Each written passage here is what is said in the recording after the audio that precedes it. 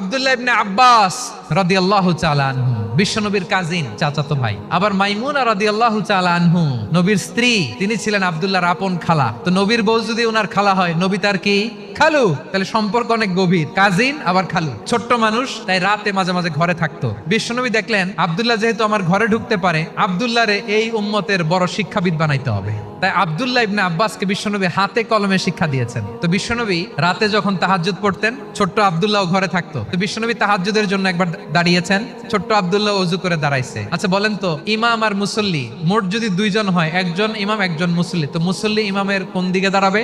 ডানে দাঁড়াবে। ছোট্ট আব্দুল্লাহ বোঝে নাই, বিশ্বনবী তাহাজ্জুদ শুরু করেছেন, উনি ইক্তেদা করছেন আর দাঁড়াইছেন বায়ে। আব্দুল্লাহ বলেন, যখন আমি বায়ে দাঁড়ালাম, বিশ্বনবী নামাজরত অবস্থায় আমার কান ধরে টেনে আমার ডান দিকে এনে দাঁড় করায় দিলেন। পড়েন সুবহানাল্লাহ। দেখেন, হাতে কলমে শিক্ষা। আর জীবনে ভুলাবে, উনাকে বিষ্ণু ইসা ইসলাম শিক্ষাবিদ, এডুকেটর অফ দিস উম্মাহ হিসেবে সিলেক্ট করেছেন। হাতে কলমে